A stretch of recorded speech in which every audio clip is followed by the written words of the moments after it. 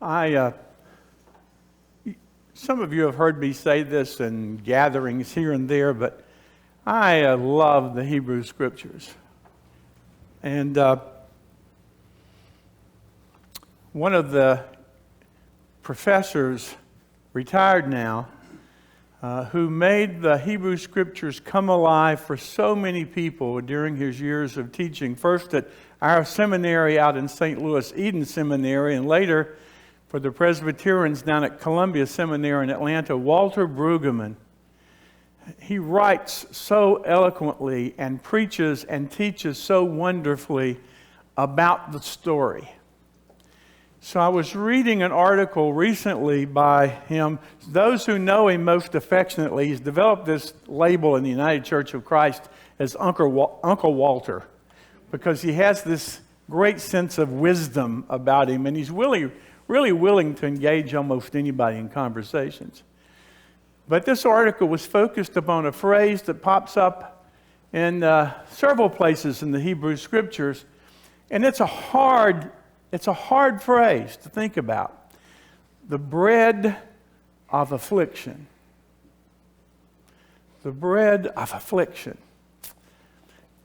And this is what he writes about the bread of affliction. I just wrote this down because I will really mess it up if I tried to do this from memory. He said it comes from, and I'm going to quote here, social condition in which you eat your bread and live your life under great pressure because there are demands on you and quotas to fill. And I would add deadlines to meet that may break your heart or even break your back. The prophet in this section, whoever this prophet Isaiah was, and there's debate about whether there's 2 or 3 different writers of the book of Isaiah, but in this section, this prophet poet lifts up this sense, this vision of the bread of affliction. People living under the heavy hand, the oppressive arm of empire. The leaders and those who were most significant in the community in Judah were carried away by the Babylonians, 586 or 87, and they were carried off into exile. And there into exile, they struggled as one might struggle anywhere, feeling the hand of the oppressors upon you daily. There was the pressure of assimilation, because you do get, and Lauren has touched on this in Sunday school class a couple of times, you do get that one of the things that comes with being conquered is that old adage, well, you got beat, my God must be bigger than your God. That's a hard thing to live with by a group of people who had a story of liberation, of this God who had formed them and had called them and had brought them out of Egypt's bondage. They're in Babylon. The other issue is trying not to assimilate, trying to remember in a new and strange land who you are, what your cultic identity is, what's the core of how you exist and what you believe and how you live. It's a struggle that must be, to always be pressing against those who would have you assimilate. Now, I could stop right there and we could preach a whole different story about the narrative of our American history and the pressure to assimilate rather than to respect various cultures. But, I'd never do anything like that. In this empire, they try to remember, and stories emerge, I'm sure we get that. They remember a time when they also were living under the heavy hand of a different empire, the people of Egypt, and the heavy hand of Pharaoh upon them as they were made to work as slaves and serve the Egyptians. And they knew who they were as descendants of Abraham and Sarah, and yet every day empire pressed upon them. The labor was hard. The story tells us then that God heard the cries of the workers.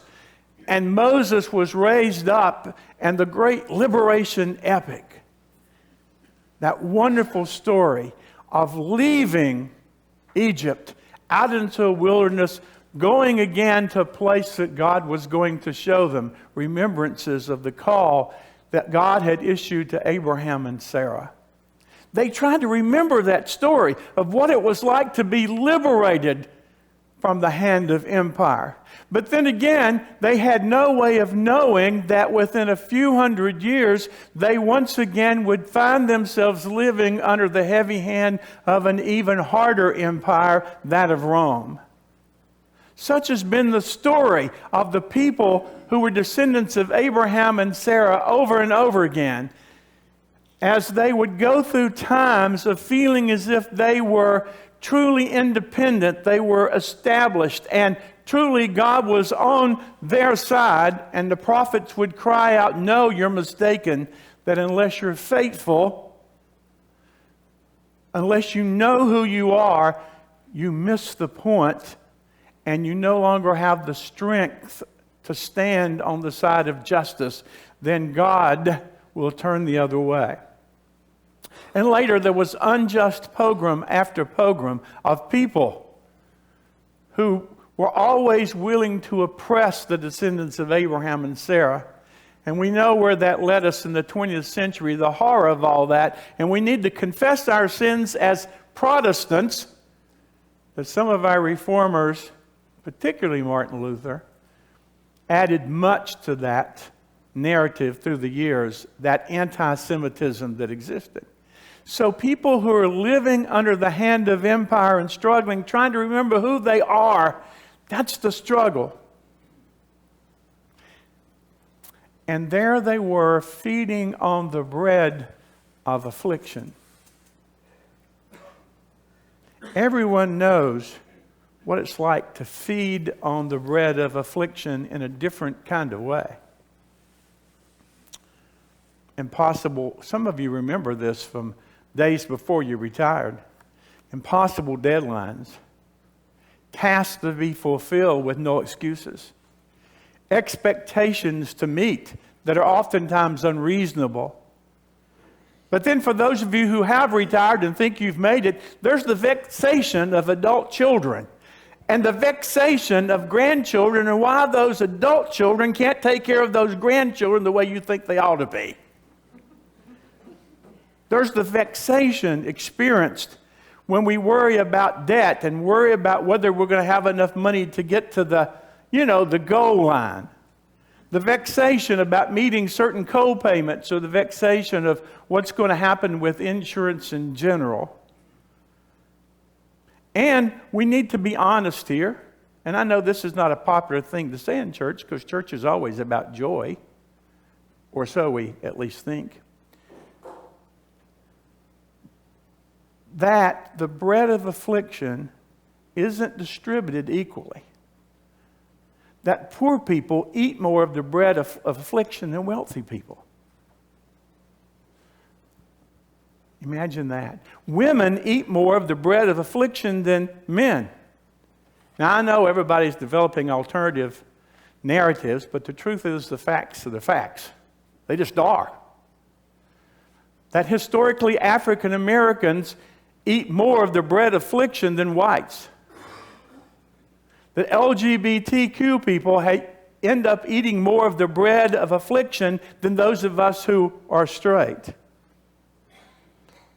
And internationally, the Palestinians eat more of the bread of affliction than the people of Israel.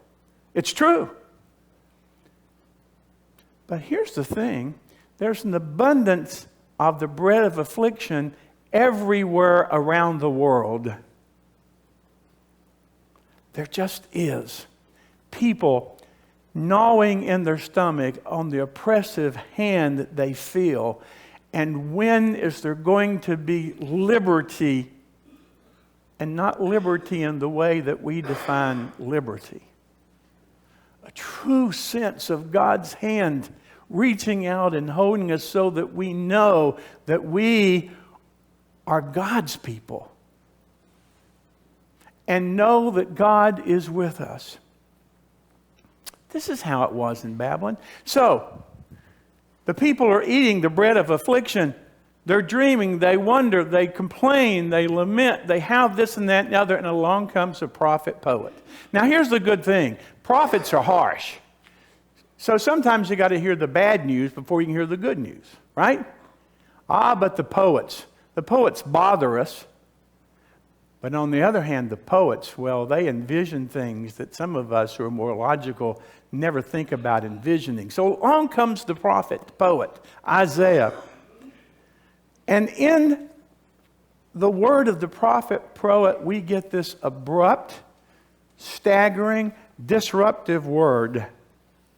He calls out, literally, yo, you hungry. Yo, you thirsty.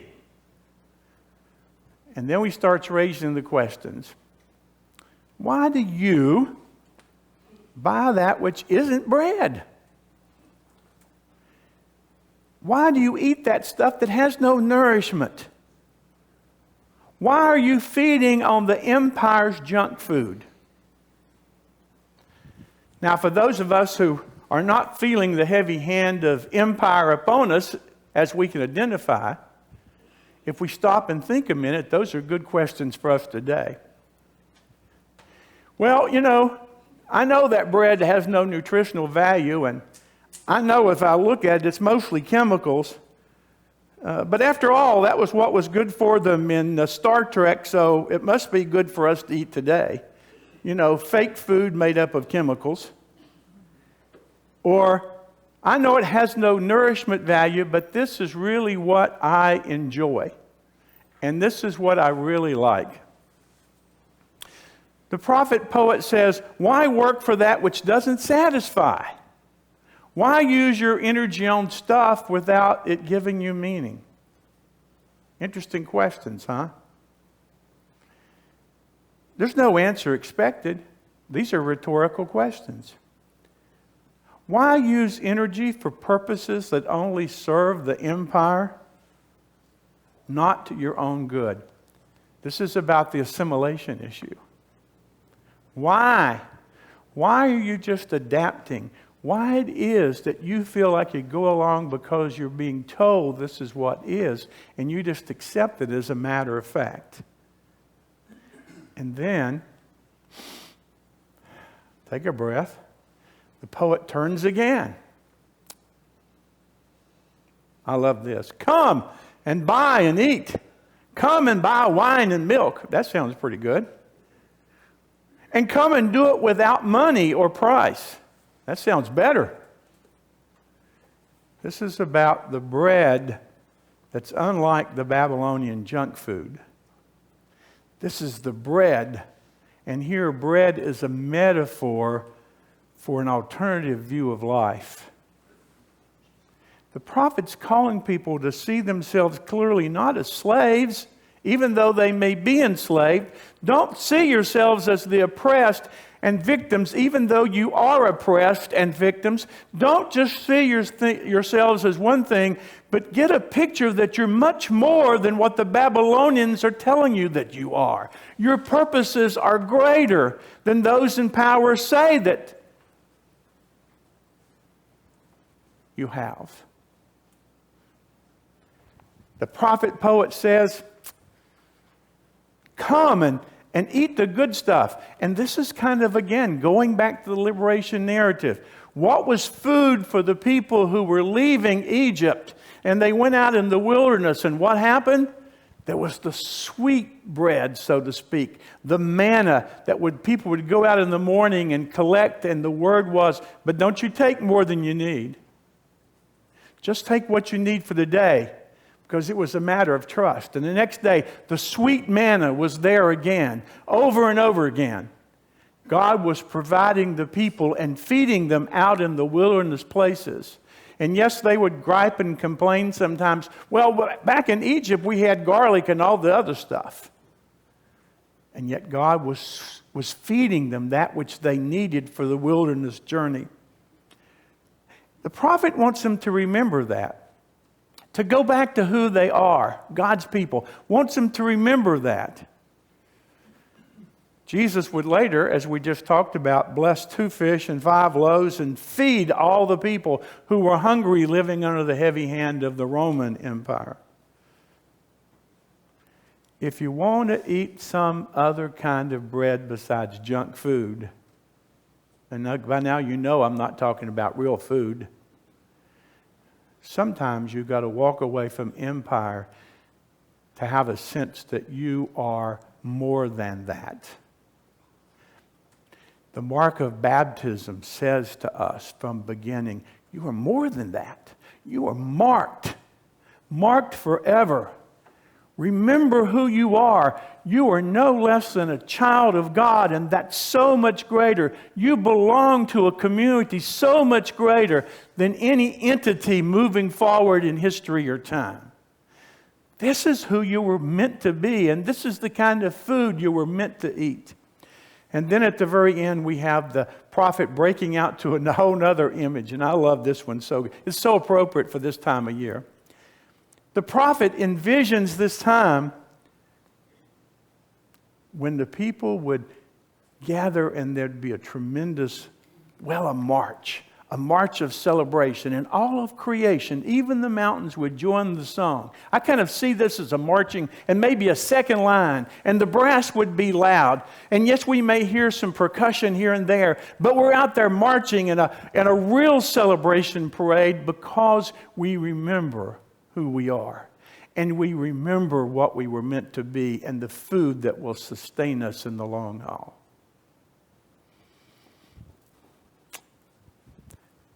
Every group of people through all time who have tried to push back against the culture in which they live, the dominant culture, end up somehow being pressed to fit in. Now, no group of people are perfect. I need to say this before I go down this path.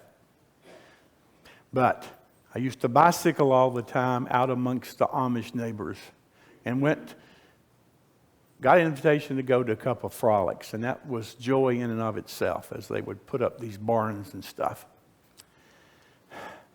They're not perfect any more than we're perfect, right? But there's always a hand upon them to change, to become modern, to fit in. Because when we're not fitting in, it makes people uncomfortable. Our call as God's people are not to simply fit in, to want what everybody else wants, to be driven by the consumerism that comes our way. I am not defined as to whether or not I bought a George Foreman grill. I bought the alternative, and it ended up somewhere I have no idea. Some thrift shop somewhere, thank God. That drive that we have to be like everybody else. Buy what everybody else buys. Try what everybody else tries. The people of Israel were told in exile, you are not this. You are who you were meant to be, and never forget it. It's only the bread of affliction if you forget who you are and you accept being driven and you accept being turned into being everybody else. The church for ages has struggled with this. From the time of Constantine, when Constantine exploited the church or the church exploited Constantine, whoever knows the difference. But from that time forward, the church has been in a battle not to lose its soul, to always try to find out who we are and always remember what we're called to do. I always love that piece. That piece in the New Testament, that it was noted about the people at Antioch. My, how those people loved each other. When people note us in Cocoa Beach as Cocoa Beach Community Church, I don't really want them to say, my, how those people can eat. I don't really want them to say, my, how those folk can party. Though we do eat and we do party. I really want them to say, my, how those people can love each other and love us too. That's the food that feeds our soul and keeps us clear about who we are and what we're to do. I pray that to be so. Well,